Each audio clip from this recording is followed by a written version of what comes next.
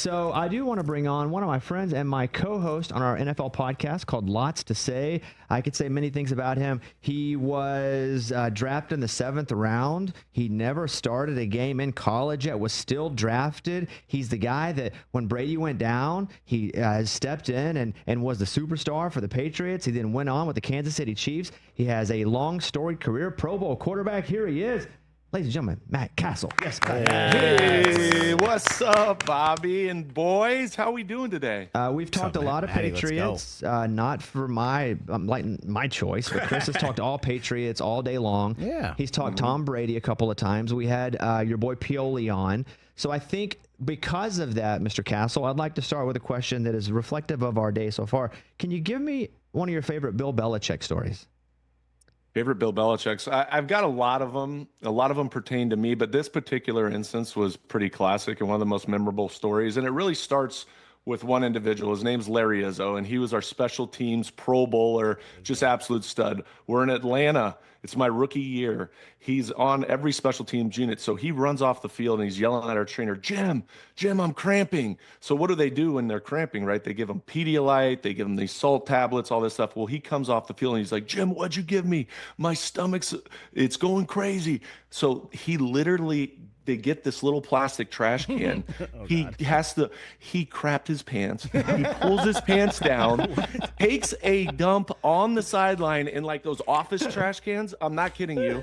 Pulls his pants back up, wipes it with like a Gatorade towel, pulls his pants back out and runs back out for another special teams. Well, the best part about the story is we ended up winning the game. So on Mondays, what do? We hand out game balls. So Bill gets through the offense, the defense. He goes, now, this one, I haven't seen any of this type of And so in the 30-something years I've been playing. And so he got Larry Izzo a game ball that says, to Larry Izzo for taking a massive dump on the sideline. And then in small block lettering, it said, and making a few tackles. And he throws it out there, and everybody's like, that is amazing. It spoke to Bill Belichick's humor because he actually was funny. He just has a super dry sense of humor.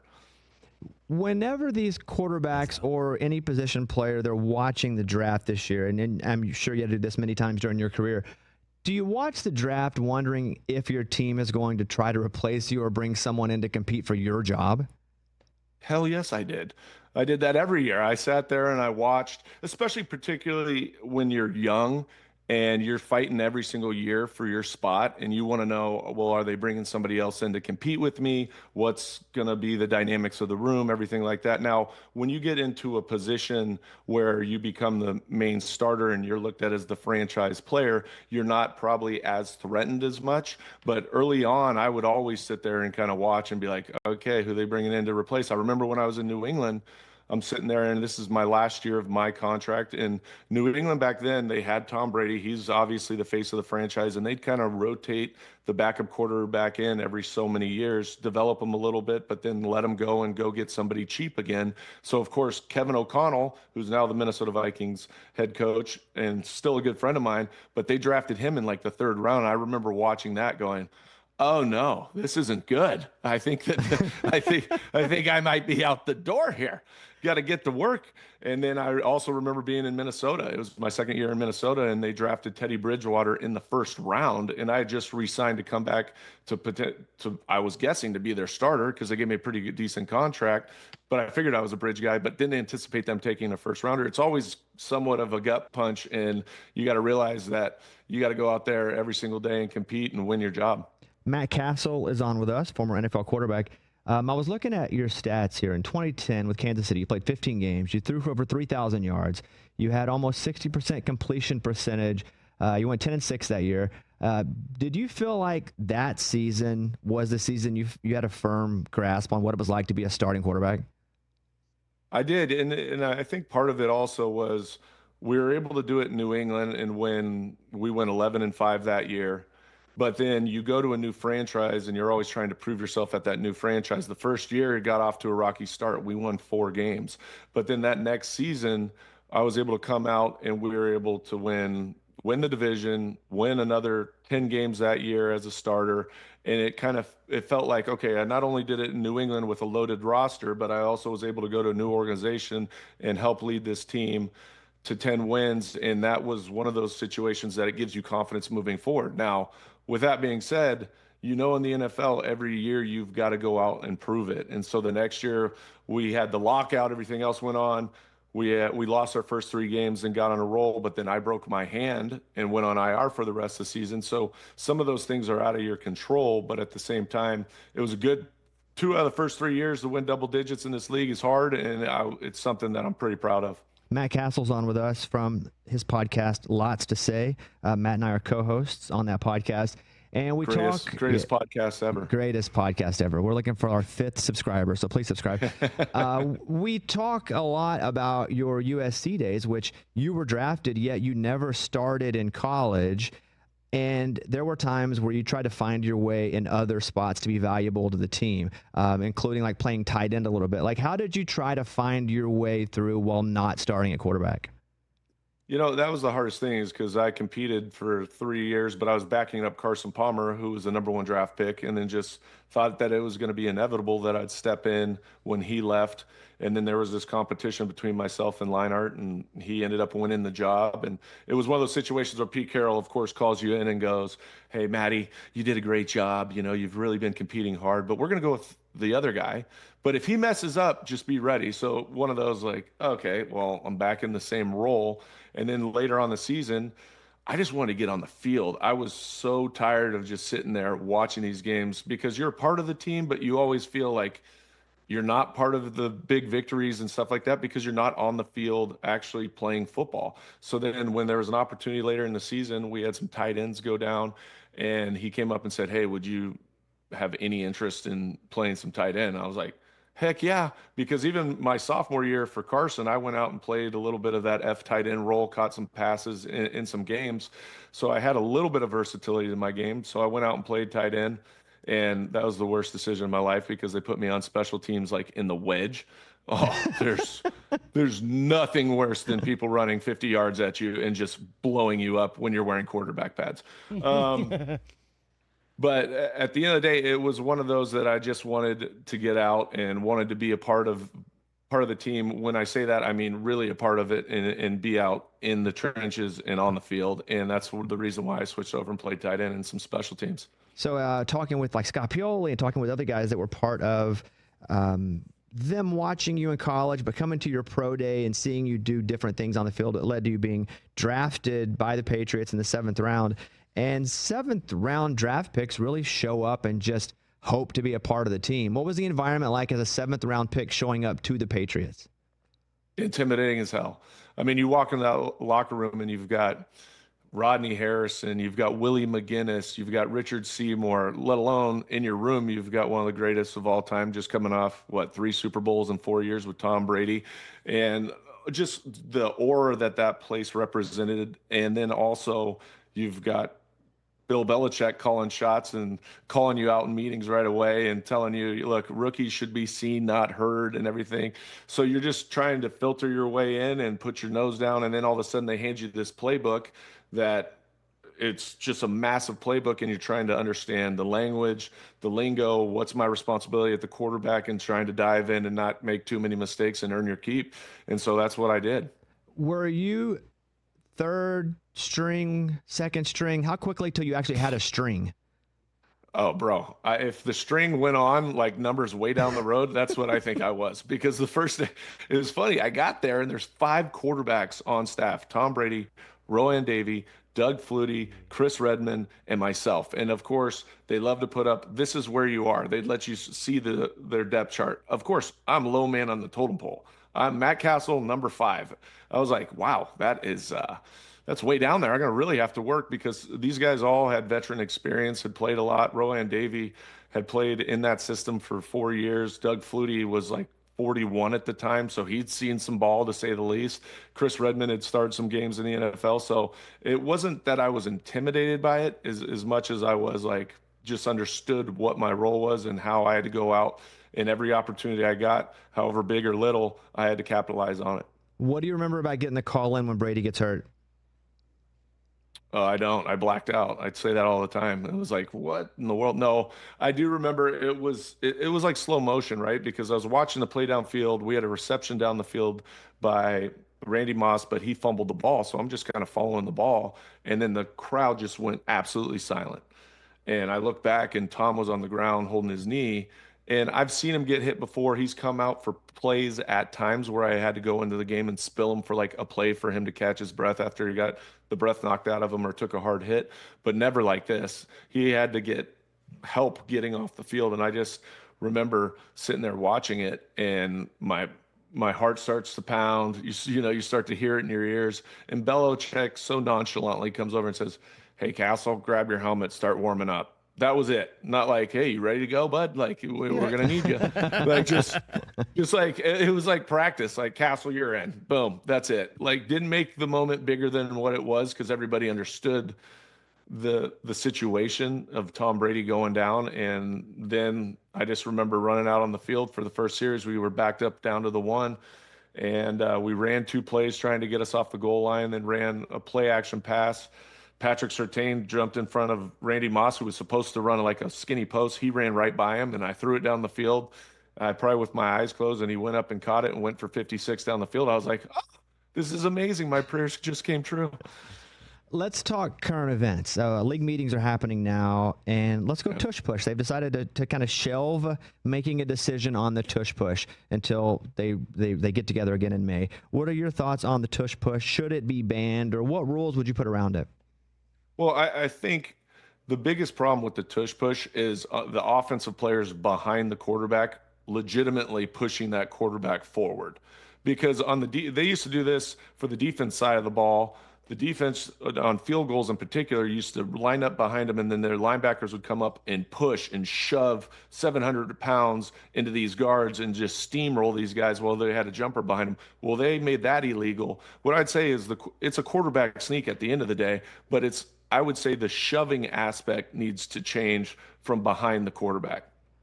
You never thought about it. They had the defensive Tush Push that they have since not allowed, and this is a version of that. Okay, my second thing is, in the league meetings, they just came and said that overtime is going to change, where they're going to give both teams a possession now. Now, that was happening in postseason only, but now starting forward, there'll be a coin toss, and then if the first team scores a touchdown, the second team now gets a chance to score a touchdown.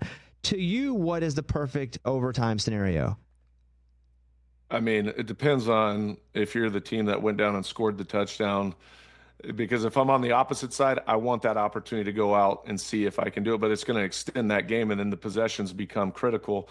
I didn't mind the fact that, hey, if the opposing team gets the ball and they go down and score a touchdown, because our job is to stop them and give us an opportunity, then they win the game, because that's overtime used to be first team that scores wins the game. So the fact that they changed that rule and still gave the other team, if they went down and kicked a field goal, to go back out on the field and go see if they can score or take the lead with a late, or tie the game or take the lead with a touchdown, I was totally fine with that. But now I think it's a byproduct of the Mahomes Josh Allen playoff game a few years ago, where they both, or I believe it was a few years ago, where they go down, they score, game's over. They wanted to extend that game and give the other team an opportunity to go down and be able to tie the game up. You were roommates with Troy Polamalu at USC. How long? What was he like to live with? Incredible. He's a better person than he is a Hall of Fame player. And I say that in every sense of what that comment is. He's genuine. He's a guy that sits down at a table for dinner and offers everybody else food off of his own plate before he eats.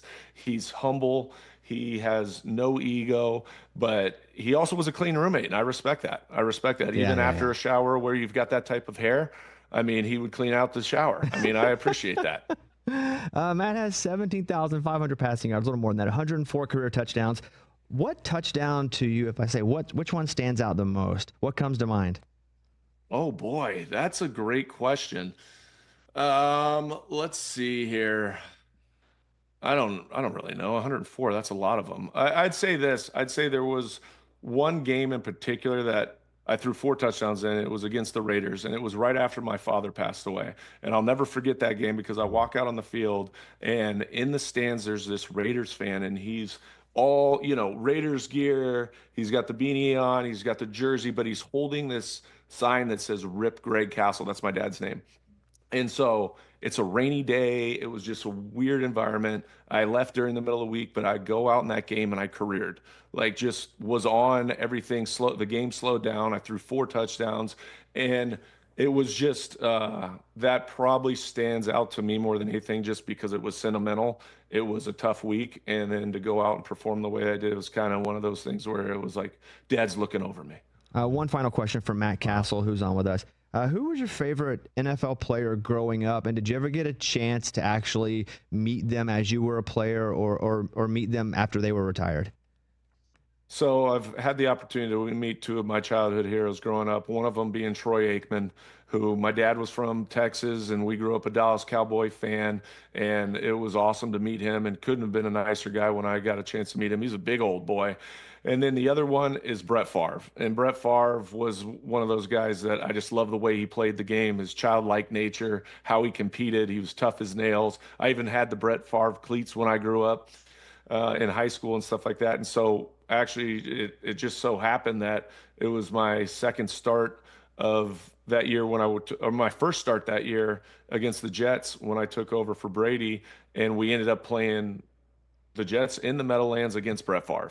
And I was like, what a cooler experience. We ended up winning the game. First guy to come over, and you've heard this story, but first guy to come over and shake my hand is Brett Favre with a big grin on his face and said, "Hey man, I'm really happy for you. Congratulations." So that was a pretty cool moment for me. NFL quarterback and co-host of Lots to Say.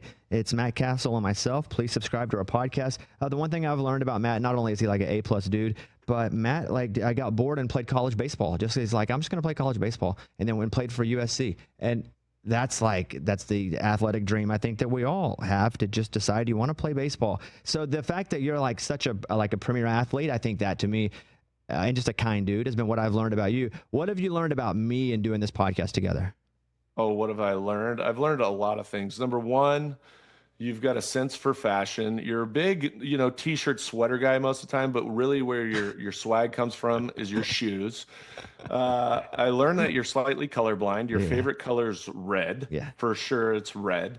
The Raging, Bobby Bones and the Raging Idiots, or your beautiful, musical concerts that you put on and comedy and stuff like that, that the Hobby Lobby song, I didn't even know that you sang that until I went to your concert the other night. Thank you. And that was one of my kids' favorite songs growing up.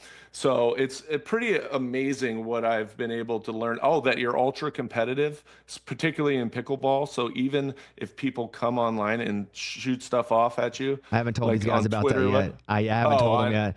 Oh, no. It's amazing. I should bring it up because they'll think I'm a loser. He'll call people out and try to play money games in pickleball against guys that rip at him from another city. It's unbelievable. From other city. I love the guy, A+ guy, even better. He has the greatest stories. One that you can go hear about Tom Brady's massive testicle. Go check out Lots to Say. It's not because I was just privately with him. Yes. I was like in a locker room setting. Massive, can you give us the 30-second version of that? Chris popped up because he loves Tom Brady's testicles, and he would. Hey, come on. Hey, it's all good. What's up? Yes. Tampa Bay, end of the season. Guy comes over. He's wincing like crazy. I don't know he's going on. I thought he had a stomach problem like Izzo did. Next thing I know, we go into the locker room. He's getting undressed because he's like in full pain, and I'm right next to him. Well, he had a hernia. And the fluid had leaked down into one of his testicles. And this thing was triple the size, like grapefruit size, and black and blue. I was like, oh my God, you need to go get that checked. You need to get that checked immediately. So that is the testicle story. The dude had to get it drained and played with double jock straps for the rest of the playoffs. I mean, savage. Kept playing. Kept playing. The legend. Pat Mahomes ain't doing that. He ain't doing that. Not that we know of anyway. Yeah. We have to have Kelsey tell us that story in a few years if he is. There he is, Matt Cassel. Check out Lots to Say the podcast. Matt, love you, buddy. Talk to you soon. You too, bro. So much pain just thinking about that. It's the craziest. The long form version of that story is like grapefruit and 2 jock straps. It continued playing. Like Tom Brady is that dude. Like I know I kid you because you love Tom, but there's a reason Tom Brady's that dude because he's that dude. Catch the Rich Eisen Show live weekdays from 12 to 3 p.m. Eastern on Roku Sports Channel in the U.S.